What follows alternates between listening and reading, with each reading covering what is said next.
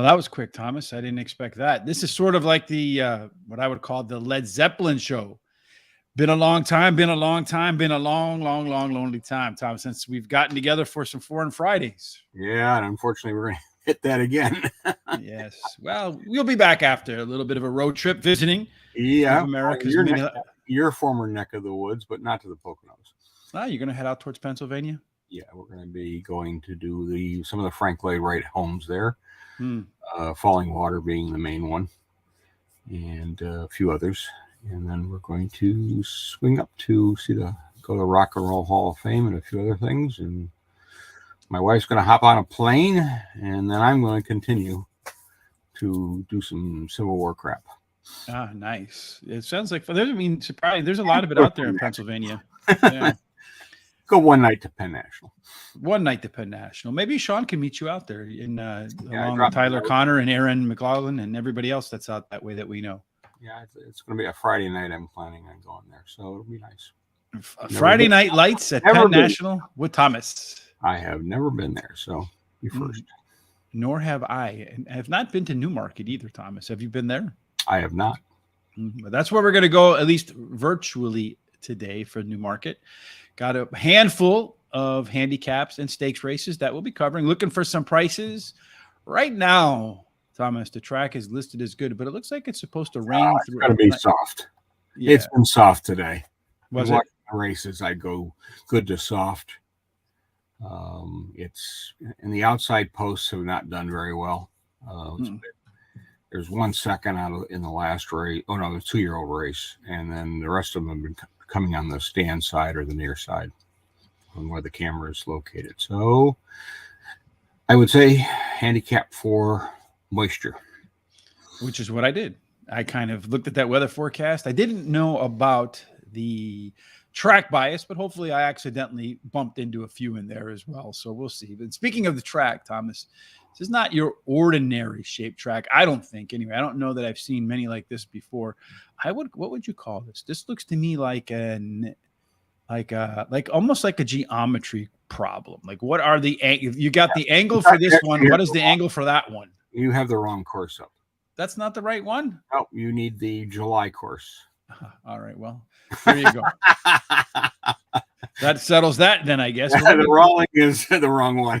Rawling is what they usually earlier in the season, and then towards the end. The July course is what we're on right now. So it basically somewhat like that. It goes down. Farther races start in the back, and they hit the turn, and then they come down a little, and then the final is all uphill. All right, so let me see if I can find it. I don't know if this July map. It's somewhere to wrong, but the name can throw people if they're not looking at it. There are 2 distinctly different courses there. Hold on, let me see if this is the one right here, Thomas. And I don't know if it is or if it isn't, but it looks a lot like that other one. Is that it right there? Yeah. No, I don't see anything. You know, because I don't have the. Hold on. It does look similar. Does anybody know how to ungroup these stupid things on? I lost all sorts of stuff now on my screen, so let's see what happens here. Anyway, here we go. Is this what it looks like now? I'm sorry to be boring. Yeah. That's it right there? Yeah. All right. So it just doesn't have that other piece down here. It's just they're using this part of it. Yeah. So the July course is different than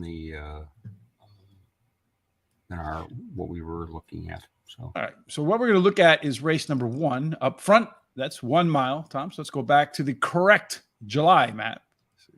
Got spanked to start the show. Looks like they're going to start here. I didn't mean to do that to you, but it happens. We have to be accurate. A good. Yeah, we'll leave it there. Looks like they're going to start back here. They're going to run up a little bit of a hill. It looks like a pretty good hill right there. And no, it's a little more flatter, and then they go up to the finish. All right. Well, that's what it looks like on this screen, Thomas. There's no water jumps. After the race is over, what's it going to look like for you? I'm going to go with number 4. Royal Dubai is my first choice. It has draw 10, which I'm not thrilled with, but that's okay. I ran a 7 furlong race at Chester in a Class 2 last out and made up ground to get second, and frankly didn't miss by much. He's a maiden winner in Dubai and then lost a race by 66 lengths, so obviously something went wrong. Yes, I was jockeying. Yeah, I came back in May at a Class 4, 7 furlong, and he won that by a neck. He's a late mover, and so he's going to extend out now to a mile, but the breeding suggests mile and more is really what he's been looking for all along. Mm-hmm. So that's why I'm going to put him on top. Second for me is going to be Havana Blue, which is number 3, and it has draw number 1. Last 2 races were at the Newmarket, and they bid on both these courses, and they won both of them, and one in Class 3 and one in Class 4. Moves up, obviously, in Class 2 or Class 2 race today, but gains the services of Ryan Moore, which can never hurt anything. He steps up in distance, but again, the breeding says he's a sprinter. So this is going to be an interesting race for him, because the suggestion is that he shouldn't get the mile in breeding, but looks like he likes this course, and there's a lot to be said for that. Mm-hmm. And maybe that extra furlong will not hurt him. And finally, I'm going to take number 7, Free J, I guess. I'll go with that. Draw 5. Yeah, we'll go with that. It been the favorite in his last 5 races, and he won 2 of those. And they've been at this level, Class 2 level. Last race was at 1 mile. He won it. It was at Yarmouth. The trainer is going to use an apprentice rider for this run, so you can get 3 pounds off. You must feel that's going to make a difference. And based on the odds of all these horses, he may be the favorite, but you may get 4 to 1 or something decent in terms of the odds. So on all these, so whatever you like, you may want to do a little boxing for your exactas. Yeah, I would say based upon the tip distribution, we got 1 here, 1 here, 1 here, 1 here, and that's it. It looks, and only 1, so it doesn't look like a race of confidence for the professional punters over in England. But we'll see what you and I, as just rogue amateurs on the U.S., can figure out for this race. I'm going to go with number 1 as my first choice in here, Thomas. That's High Bank. This one is a horse that's been facing a lot tougher. You're going to have to toss out that last one, which is the first one off the bench. But when the horse ran over the Newmarket course once before, it was its debut, and it did so with ease. So I'm hoping it can return to its Newmarket form, to its back class. And then that last race was just an anomaly. Number 5 is the next choice for me, Quantum Impact. Been reading a lot about quantum theory and quantum entanglement. So I figured, what the hell? Maybe Quantum Impact. It's one of those, it's an entanglement of that theory. But it's an all or nothing horse. 6 times out, 3 wins, nothing else in there. And what I like about this one, Tom, is it's shown that it can perform well on the soft, on the good, on the heavy. And I'm not quite sure what the track is going to be rated tomorrow, but no matter what it is, Quantum Impact has shown it can handle it. I'm pretty confident in saying good to soft. Good to soft. All right. And number 3, one that we agree on, the only one we agree on, is Havana Blue. Newmarket, 3 times out, 2 wins and a second. So as you mentioned, Thomas, a horse that absolutely is one for the course. And if you look at those 3, it's only a length away from being undefeated in 3. So absolutely the quintessential horse for the course. And then finally, I'm going to go all the way out here to number 12, Miltai, 25 to 1 time. You got to have a shot in all these English races because they tend to win. This one's been never out of the money in its races at the distance, and also has some experience in one of those on a wet track. So right distance, probably out there hoping for more rain. So for me, in race number 3, the mile handicap, High Bank, number 1, number 5, Quantum Impact, number 3, Havana Blue, and number 12, Miltai. Let's see if I didn't forget about the predictor at the time off, Tom. Let's see where the predictor is. Water on the course. Yeah, I can sprinkle it right now. There we go. Boom. Looks like a competitive race. Metal Merchant. I don't think that's a name that either one of us mentioned in there. Let's see. Quantum Impact is in there. We mentioned that one. Taffridge in there. Miltai and Sniper's Eye. So a lot of horses that we did name not making it onto the screen there, Tom. Does that worry you? No. Yeah, me either. Let's go ahead and do race number 4, which is the Superlative Stakes, Thomas. The Superlative Stakes. It's funny what I was doing, and I was like, Superlative. And then, wait, that's not a word.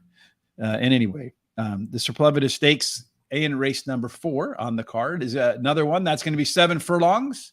7 furlongs. Right here, looks like they're going to start at the base of the hill, work their way up the hill, and then to the finish line, Tom. So starting with the hill right in front of you, how does that in any way, shape, or form impact the race?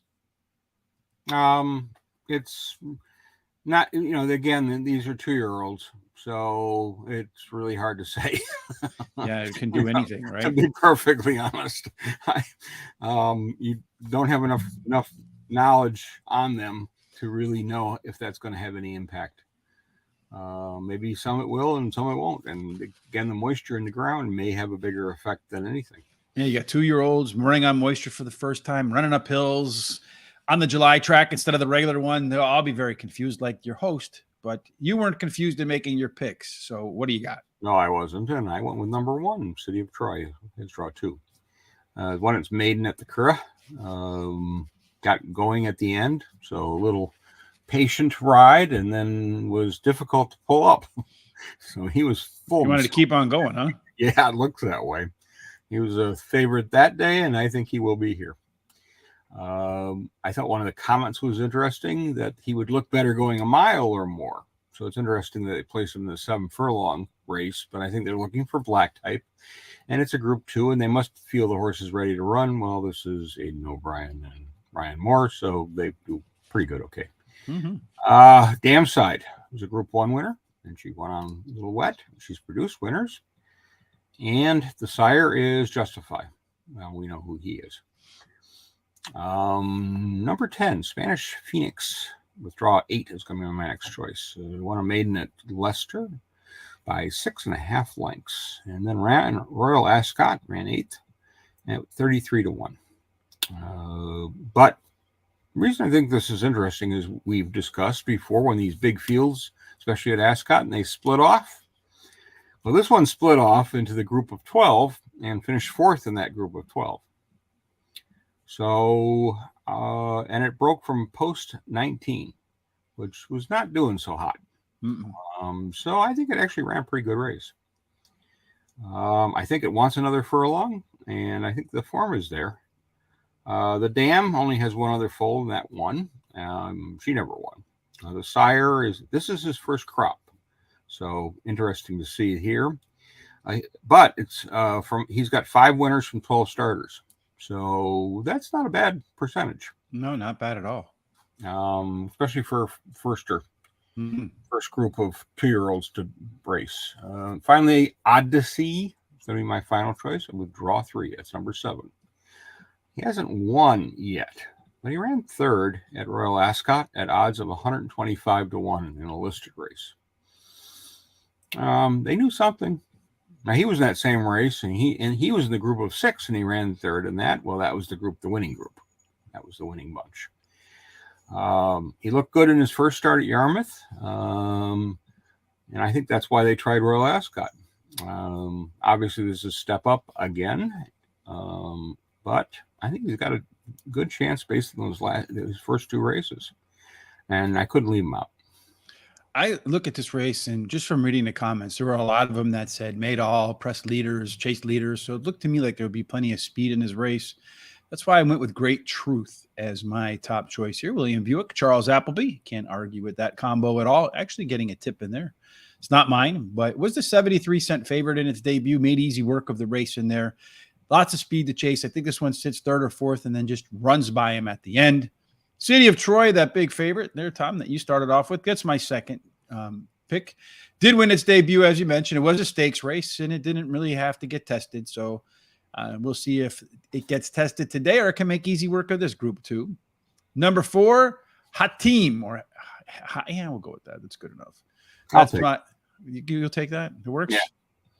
So last time out, it ran at a grade 2, the Coventry at Ascot. And it actually wasn't all that far off. I think it finished like 4th by 2 3/4 lengths. So not that bad of a trip, and AG2. And then finally, number 9, Sun. That's my final choice in here. Everybody should have one. But anyway. 2 or 3. Yes. Yeah. Depending on what you're from. I mean, you should have the millionaire's family, right? Isn't that what they call it? You have the son first and the daughter second, and then you're done. I don't know when the million comes, but somewhere along the line, it's a millionaire's family. But Sun did have some in-race issues last time. Got bumped at the start, a little bit of a slow start. Still managed to rally for the win in its debut. Didn't have such problems, and did show some late legs in there too. So again, another play for me on a race that I think you're going to have a lot of early speed up there, and some of the horses that come off the mid the back half of the pack. Maybe not win Tom type horses, but definitely show up at a price in the money. Not necessarily Sun, but maybe some like it. The predictor says keep an eye out for, and these are 2-year-olds with not a whole lot of data. So I'm going to imagine that the horses that ran great in their first races are going to be the ones that pop up here as your winner. So boom, it's going to be the Troy horse, right? Bang, City of Troy. That's kind of what I figured. Odyssey's right there. Hatim is right there. Mateo, a horse that we did not mention. Corte Bras, one we didn't mention either in there. Maybe you want to look at this Corte Bras at 33-1 or the Mateo at 50-1 in the back end of your exactas, trifectas, swingers, in the omnis, right? Is that what they call them over there? Yeah, Omni swinger, yeah. Omni swinger. All right, well, let's swing on over to race number 5, Tom. We're going to run 7 furlongs once again in race number 5. This one is the Bunbury Cup. 7 furlongs in the Bunbury Cup. Just real quick recap here. You'll see they're going to start up the beginning of the hill, run up the hill, go to that finish line for 7 furlongs. So keep an eye on some of the earlier races to see where on the track you want your horses to be. Tom, which horse do you want to be in the winner's enclosure at the end? I'm going to take number 1, Shining Blue, as my top choice with draw 9. I got to say, Tom, I like this version of Tom better. The one that's taking the 18-1 shots on top than the one when we were at Ascot. We were a little bit to form, a little bit more to form, Tom. Now we shouldn't have been. International long shot, Tom. And we shouldn't have been too little to form at Ascot if you watch some of those prices. Mm-hmm. He ran second last time out at York after winning at York in the race before. It was the last race was a listed race, and before that was a Class 2 handicap.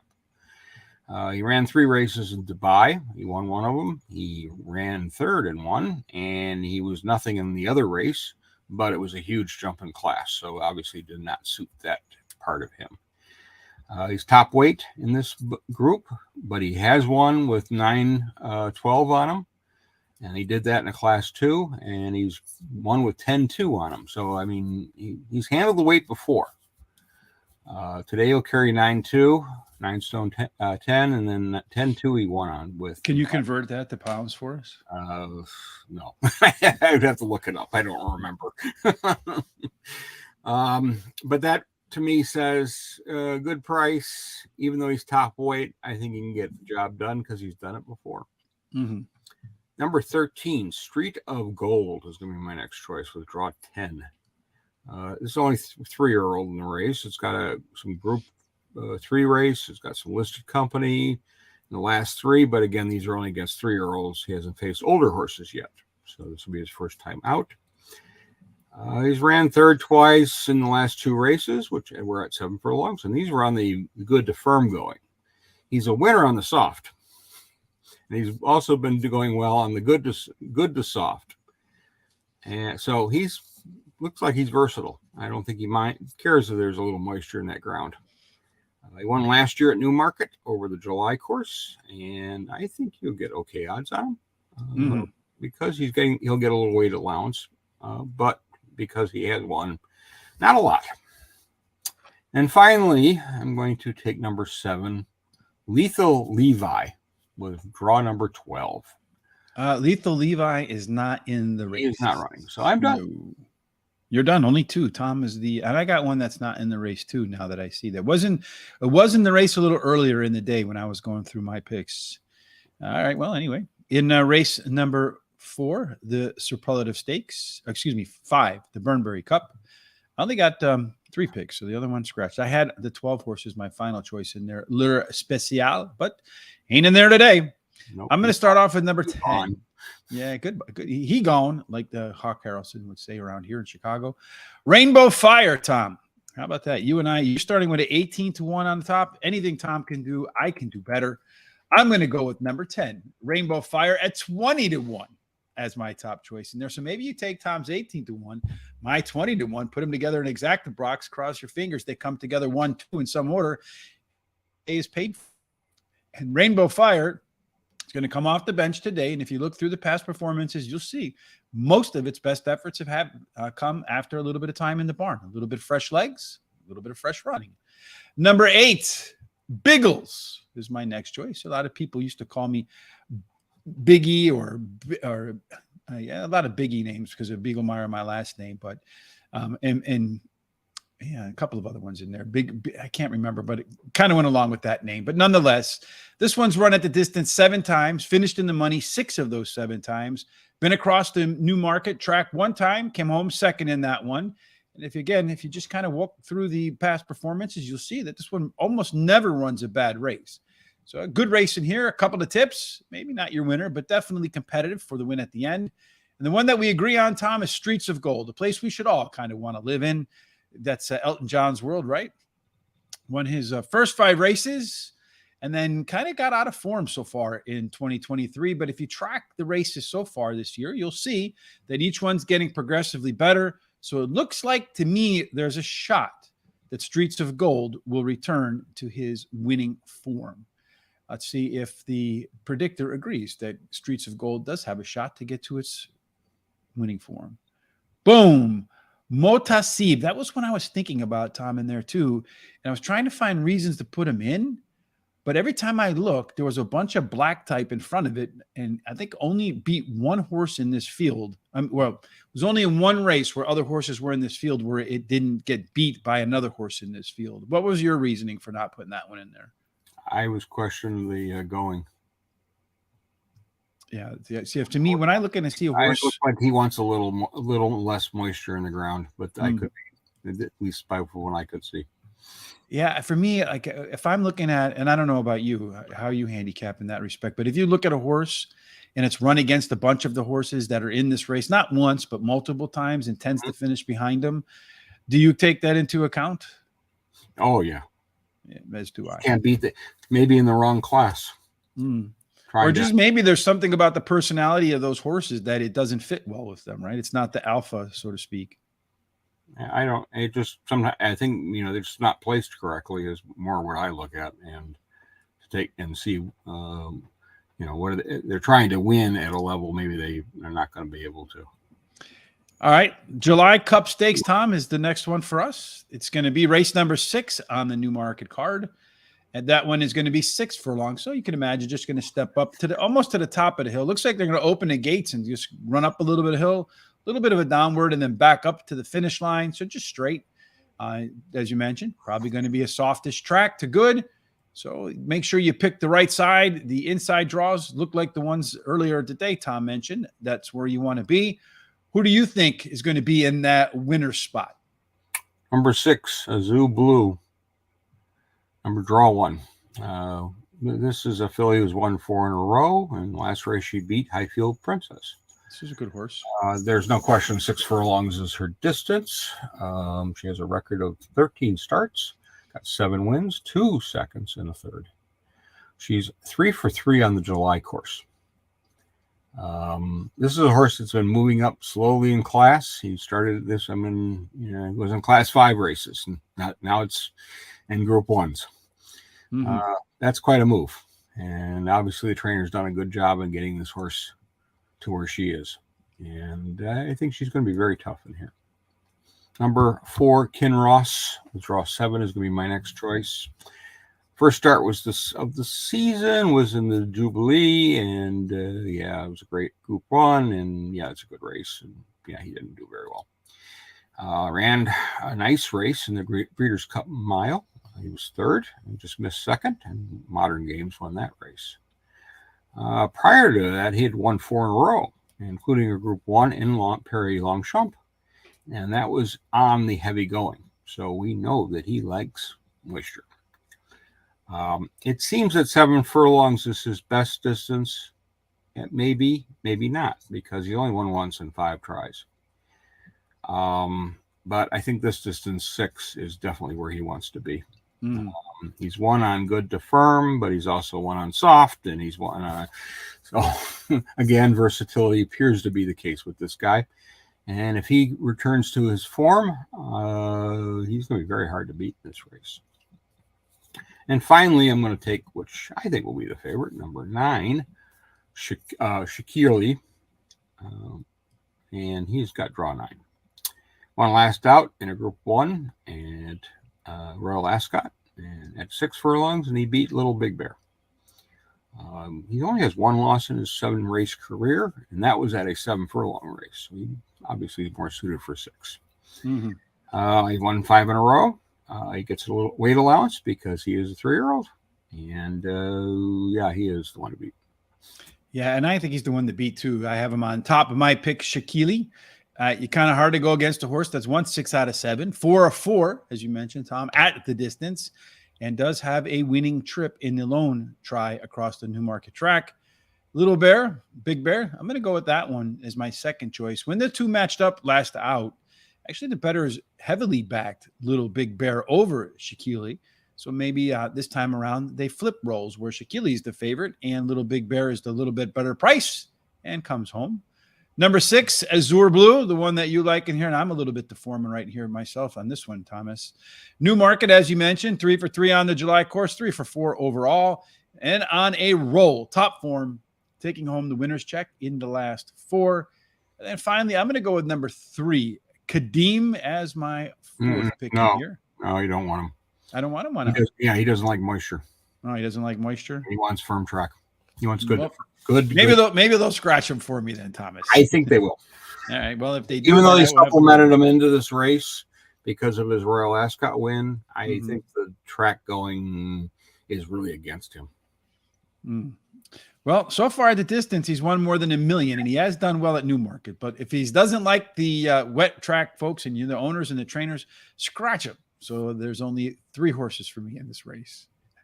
Let's see if the formulator even cares about that for Kadeem in that spot. It's going to probably be the winner now. Boom. Azure Blue, Thomas. Shaquille, Little Big Bear. Kadeem right there at the wire, though, too, with Azure Blue. It's going to be a tight one. They don't care about that one. Art Power and Kinross a little bit back in there, so it's going to have to regain its form according to the algorithm that runs the predictor. We're making good time today, Tom. Hopefully it's like your experience when you're on the road. You make some good time, no traffic. Final race of the day for you and I is to Trustatrader for tradespeople. You can trust Handicap. So a lot of trust in this race, Tom. You better have it. 1 mile and 4 furlongs. So in our world, 1.5 miles. They come down there. What sort of turn is this, Tom? Is it as tight as it looks, or do they got a little bit of sweeping action? Yeah, it's a sweeping, and they'll be probably towards the middle of the track when they hit that turn. So are they running a little bit downhill into the turn? Yeah, it's a little downhill.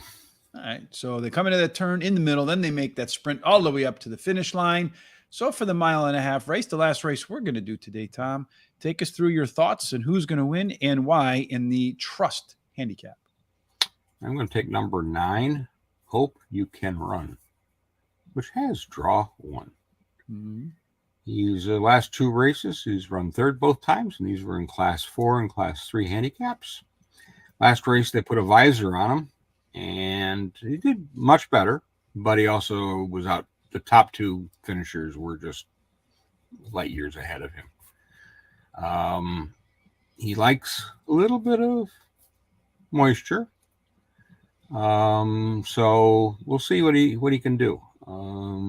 He's done okay on good to firm, but he may like a little bit more like what we're going to get, and the distance very much suits him.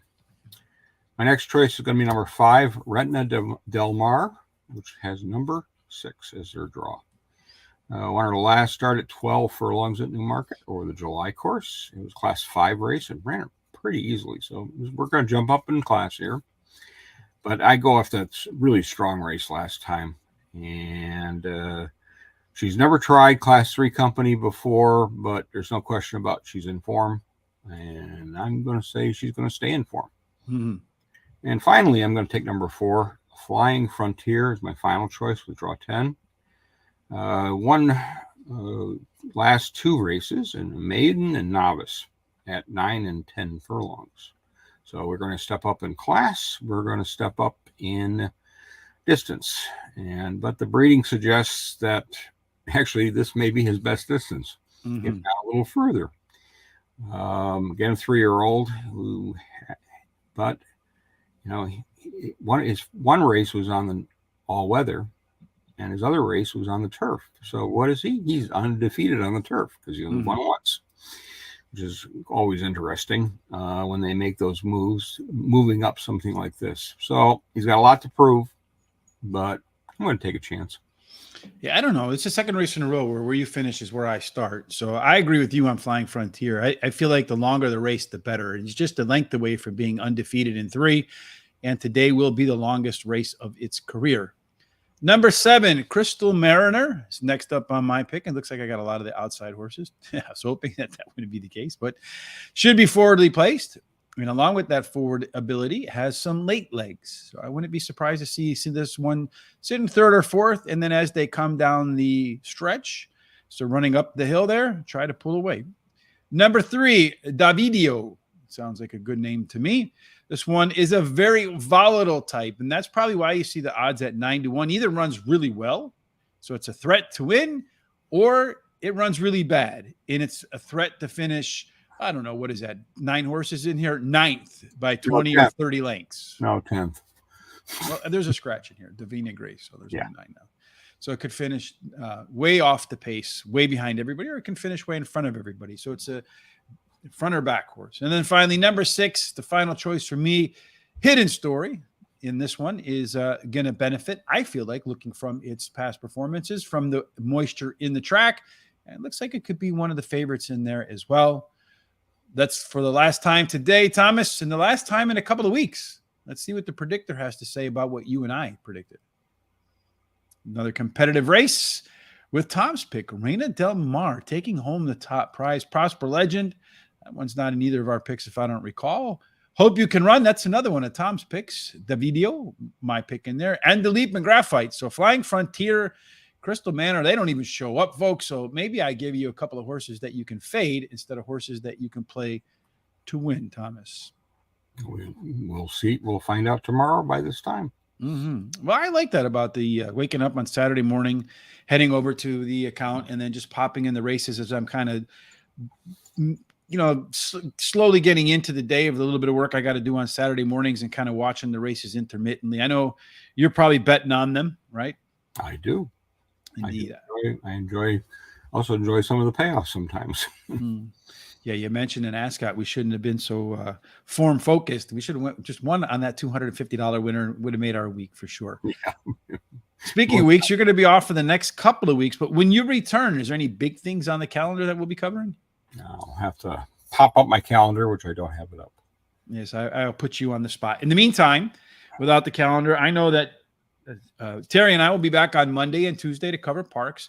Wednesday, we'll do Horseshoe Indianapolis. And then on Thursday, we'll do Saratoga. And, man, yesterday at Saratoga, Tom, we had that late pick 4. I had the 8-1 winner in the first leg, had the other winner in the second leg. I had the $40 winner in the third leg, and then lost to Irad in the final leg, which just – and the lowest payout was like $1,200. A couple of them are going to be around $6,000. Losing to the first-time starter on Irad just drives me bananas. Because normally that would like, not leaving him out probably in the last race because he's hanging around is probably not a good decision. Yeah, and the thing is, I kind of feel like, and just from kind of looking at it, more often than not, when Irad's on a little bit of a price horse, is the time you kind of want to play against them. It seems like the more of the favorite-ish status, maybe top 2 or 3 in terms of odds. Seems like the better he runs, but in any case, it is what it is, Tom. It's water under the bridge, on to the next day, like closers in baseball. Yeah, well, it looks like the Cura will be probably where we're going to go. And then if you're at Penn National, not this upcoming Friday, but the following Friday night, 2 weeks? Oh, yeah. Yeah. Yes, so if you're at Penn National in about 2 weeks, the date. On that, well, just no, it's either going to be this upcoming Friday or the next Friday. So if you're in the area, make sure you head over to Penn National, say hello to Thomas, and then he'll give you a long shot tip of the day over there at the Pennsylvania. It's 2 weeks, actually. 2 weeks. It'll be the 4th. Of August 4th? Mm-hmm. All right, so if you're at Penn National on August 4th, make sure you stop in and say hello to Thomas, for sure. I will have a shirt on. Horse Racing Today shirt. Absolutely. And it'll be black, right? Yes, it will. And it'll say right here, a golf shirt. So take a look out for Tom. Make sure you say hi. And then, of course, until we get back there together next time, Thomas, we certainly hope that your trip everything that you and your family do is graced by God, and that everything ends up in the winner circle. Absolutely. Have a fantastic weekend, and thanks for joining us today. Look forward to seeing you again on Monday.